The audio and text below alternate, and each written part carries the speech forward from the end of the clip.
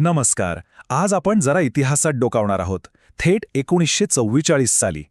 कल्पना करा, अखंड ज्योती नावाचं एक मासिक आणि त्यात दडलेलं कालातीत ज्ञान. आपल्याला बघायचंय की इतक्या वर्षांपूर्वीचे विचार आजच्या आपल्या धावपळीच्या आयुष्यात खरंच काही कामी येऊ शकतात का? चला तर मग सुरू करूया. सुरुवातच इतकी जबरदस्त आहे की मासिकाच्या पहिल्या पानावरच एक असा दोहा आहे जो आपल्याला एकदम थांबून विचार करायला लावतो. नव्या युगाचं बीज पेरायचं असेल तर आधी विष प्यावं लागेल आणि स्वतःच्या भल्यासाठी मानवाला मृत्यूचा तो कठीण घोट गिळूनच जगावं लागेल. किती खोल विचार आहे हा. म्हणजे मोठ्या बदलासाठी मोठा त्याग आवश्यक असतो. आणि हे विचार कोणा सामान्य व्यक्तीचे नाहीत. हे शब्द आहेत परमपूज्य पंडित श्रीराम शर्मा आचार्यजी यांचे. त्यामुळेच या प्रत्येक शब्दाला एक वेगळंच वजन, एक वेगळी आध्यात्मिक खोली मिळते. ठीक आहे, तर या संपूर्ण विश्लेषणात आपण पुढे कसे जाणार आहोत ते पाहूया. आपण आधी धर्माचा खरा अर्थ समजून घेणार आहोत.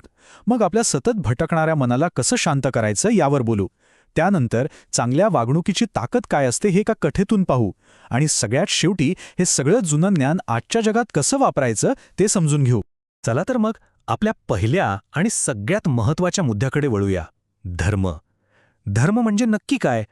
आपल्यासाठी धर्म म्हणजे पूजा, देवळात जाणं इतकंच असतं का, की त्याचा आपल्या रोजच्या जगण्याशी काहीतरी खोल संबंध आहे? चला शोधूया. आपल्या डोक्यात धर्माची कल्पना काय असते? पूजा, तीर्थयात्रा, उपवास, बरोबर. पण हा लेख मात्र एकदम वेगळाच विचार मांडतो. तो म्हणतो की खरा धर्म म्हणजे चांगलं वागणं, म्हणजेच सदाचरण, उत्तम आरोग्य मिळवणं आणि समृद्धी मिळवणं. विचार करा, किती प्रॅक्टिकल आणि खरं तर क्रांतिकारी विचार आहे हा. आणि या सगळ्या विचारांचं सार एकाच संस्कृत वाक्यात सापडतं. धर्मो रक्षति रक्षितः. म्हणजे काय? सोप्या भाषेत सांगायचं तर तुम्ही धर्माचं रक्षण करा, धर्म तुमचं रक्षण करेल. आता इथं धर्म म्हणजे तुमचं चांगलं वागणं, तुमची कर्तव्य. तुम्ही ते नीट पाळलत तर तेच तुमचं संरक्षण करेल. किती सुंदर कल्पना ही. बरं, बाहेरच्या वागण्या बोलण्याबद्दल तर झालं. आता जरा आत डोकावूया. आपल्या मनात. आपल्या सगळ्यांची एक कॉमन तक्रार असते, नाही का, की मन एका जागी स्थिरच राहत नाही, सतत इकडून तिकडे उड्या मारत असतं. या चंचल मनावर काय उपाय आहे? बघूया हा लेख काय सांगतोय.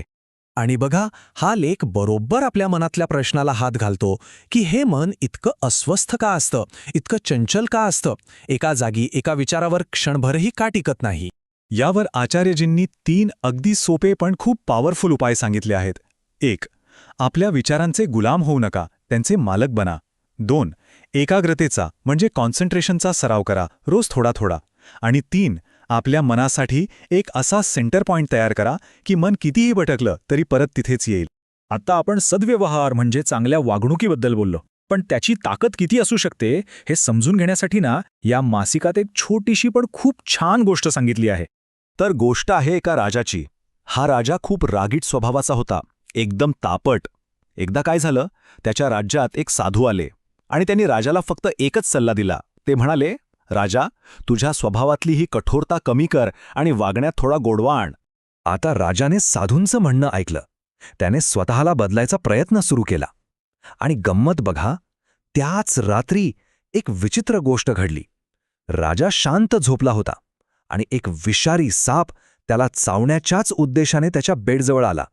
पण झालं काय, त्या सापाने राजाला दंश केलाच नाही, कारण राजाच्या बदललेल्या वागणुकीमुळे त्याच्या शरीरातून एक वेगळाच, एक गोड सुगंध येत होता. त्याचा तो शांत चेहरा पाहून आणि तो सुगंध घेऊन त्या सापाचा सगळा राग, सगळं विष कुठल्या कुठे पळून गेलं आणि तो साप राजाला काहीही न करता तिथून निघून गेला. या छोट्याशा गोष्टीतून किती मोठा संदेश मिळतो बघा. आपलं चांगलं वागणं, आपलं सद्वर्तन हे एका ढालीसारखं आहे. ते फक्त आपलं रक्षणच करत नाही, तर आपल्या शत्रूंना सुद्धा मित्र बनवण्याची ताकद ठेवतं. ठीक आहे, ही सगळी गोष्ट झाली 1944 सालची. पण आता प्रश्न हा आहे की हे जुने विचार आजच्या काळात आपल्या आयुष्यात तितकेच महत्त्वाचे आहेत का? चला या सगळ्याचा एकदा आढावा घेऊया. तर या संपूर्ण चर्चेतून आपण 3 महत्त्वाचे मुद्दे सोबत घेऊन जाऊ शकतो. नंबर 1, खरा धर्म म्हणजे आपलं चांगलं वागणं आणि तेच आपलं सगळ्यात मोठं संरक्षण आहे. नंबर 2, आपल्या मनावर ताबा मिळवा, कारण खरी शांती आतूनच येते. आणि नंबर 3, सद्व्यवहार हे आपलं सर्वात मोठं शस्त्र आहे. आणि आता जाता जाता एक प्रश्न किंवा एक विचार, या 3 महत्त्वाच्या गोष्टींपैकी अशी कोणती एक गोष्ट आहे जी आजपासून आपण आपल्या आयुष्यात आणायचा प्रयत्न करू शकतो? यावर नक्की विचार करायला हवा.